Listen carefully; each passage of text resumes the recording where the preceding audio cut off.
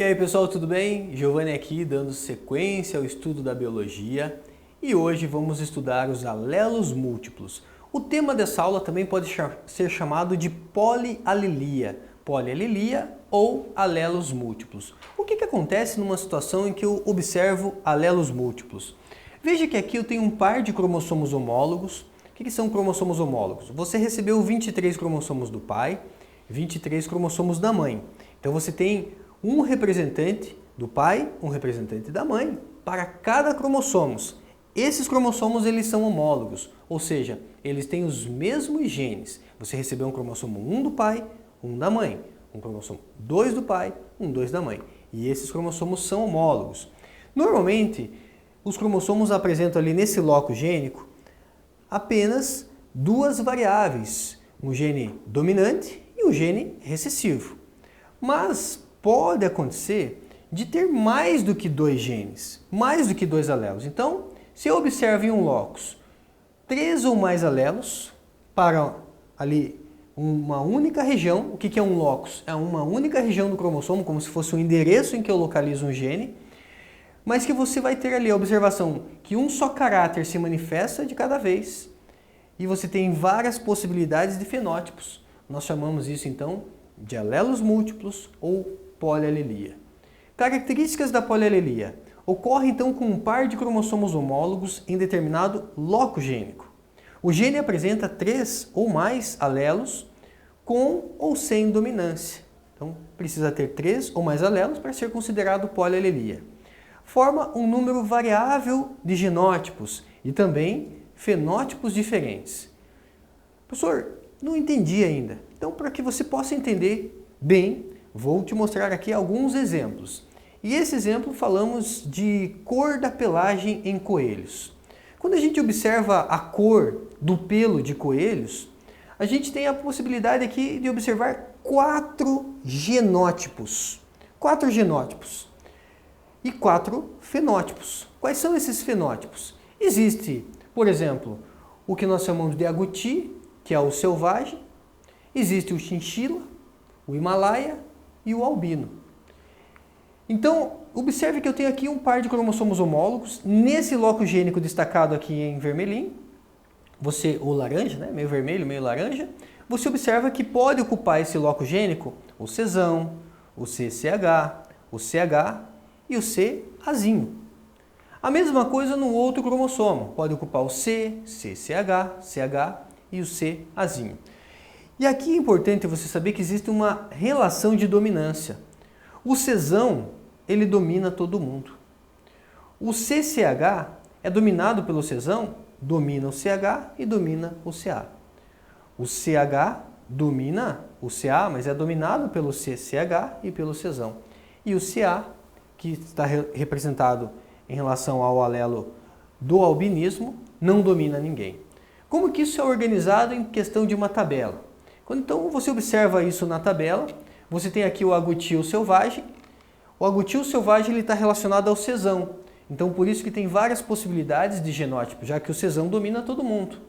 O chinchila, que é o cinza claro, ele tem 3 possibilidades de genótipo, já que o chinchila, o CCH, também domina, mas não tem o mesmo poder de dominância do Czão. O CH, que está relacionado ao Himalaia, branco com extremidades pretas, tem 2 possibilidades de genótipo, já que ele domina o CA.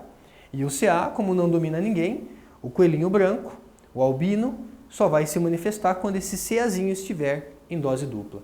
Então a pelagem de coelhos está de acordo com polialelia, com alelos múltiplos. Mas na espécie humana, nós temos aí uma situação que também envolve polialelia, relacionada ao sistema AB0, o sistema BO. O sistema BO, em relação ao histórico, foi descoberto aproximadamente em 1900, 1901 por um cientista chamado Carl Landsteiner. Carl Landsteiner, um cientista que vai dedicar uma boa parte da vida dele ao estudo dos grupos sanguíneos. Então ele poderia ser chamado de pai dos grupos sanguíneos. Ele organiza esse processo de doação de sangue durante o seu estudo. Ele descobre que existem então padrões sanguíneos diferentes. Foi descoberto então por Carl Landsteiner, aproximadamente em 1900, 1901, em que ele fez combinações de plasma e hemácias de diversas pessoas, resultando em aglutinações. Existe uma palavra aqui que eu gostaria que você anotasse. Aglutinar significa colar. Quando hemácias, quando os glóbulos vermelhos colam, isso pode causar problemas sérios de saúde, podendo causar insuficiência renal, podendo levar esse indivíduo à morte. Então o Landsteiner, quando ele organiza esse padrão de transfusão sanguínea, temos um salto aí na medicina. Um salto em relação a ter agora a possibilidade de fazer uma transfusão de modo um pouco mais seguro. Eu digo um pouco mais seguro porque a transfusão sanguínea não depende só do sistema BO, depende também do sistema RH. Mas já foi um salto significativo.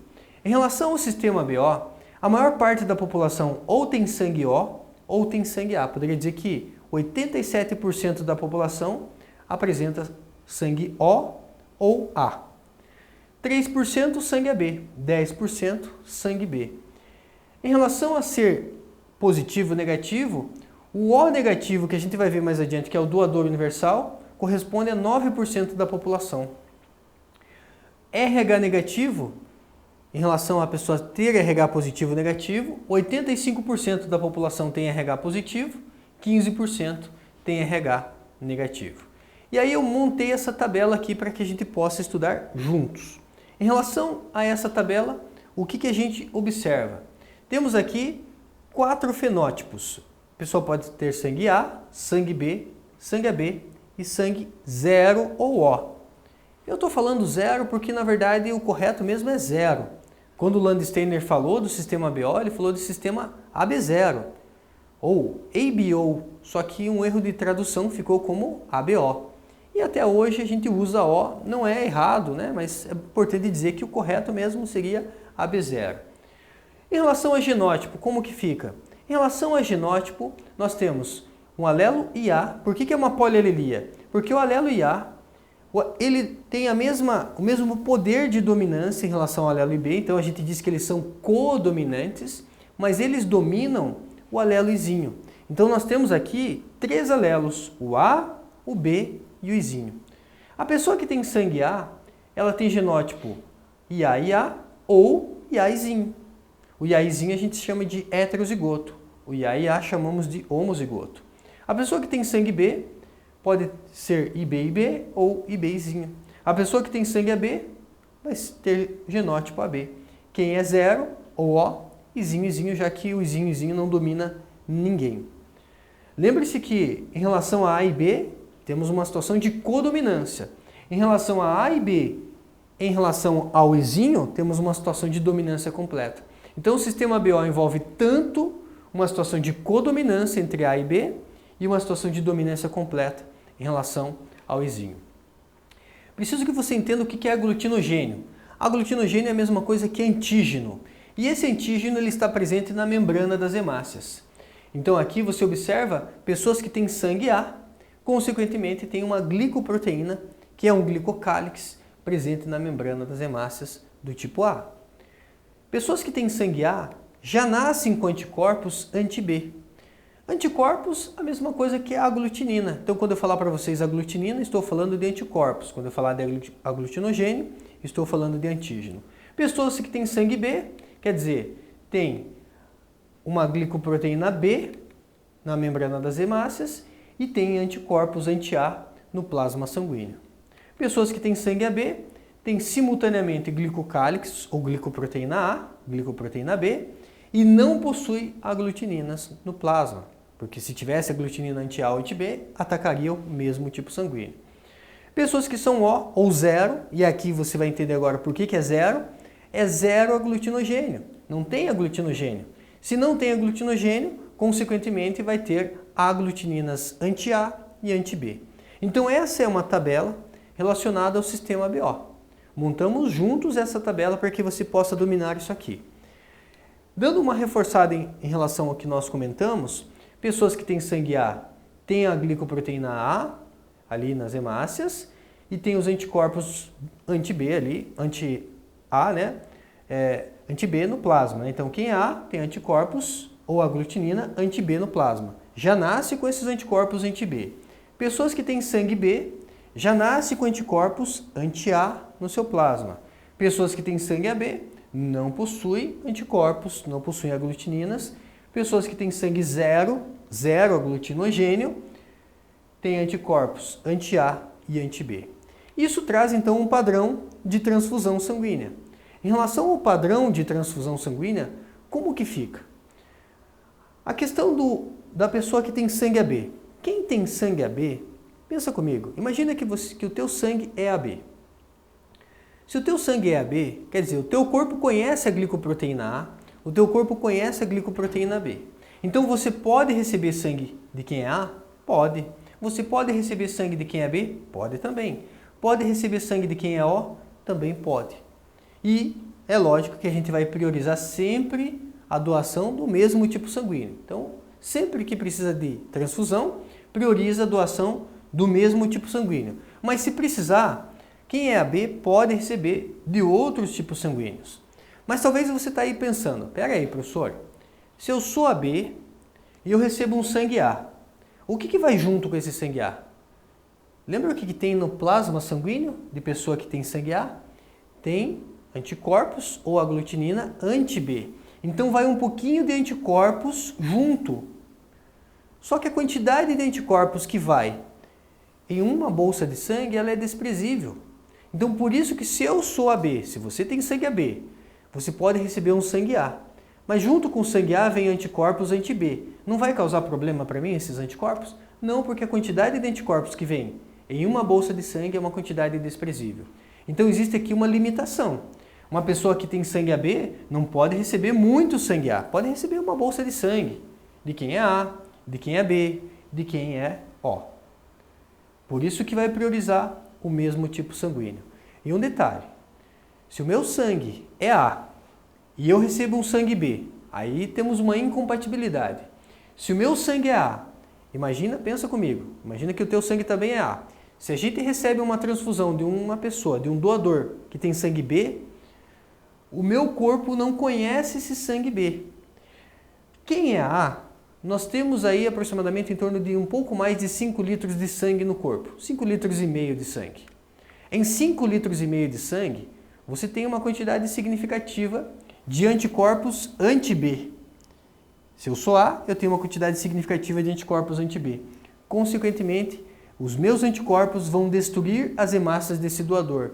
E essas hemácias do doador vão aglutinar. E é esse o problema que causa insuficiência renal, pode causar problemas de transfusão e levar o indivíduo à morte. Então anota lá, o que é aglutina? São as hemácias do doador. Num processo de incompatibilidade, o que é aglutina são as hemácias do doador. E por conta disso, pode causar ali problemas graves, problemas sérios. Para que a gente possa finalizar e fechar com chave de ouro essa aula, vamos dar uma olhada aqui nesse exercício.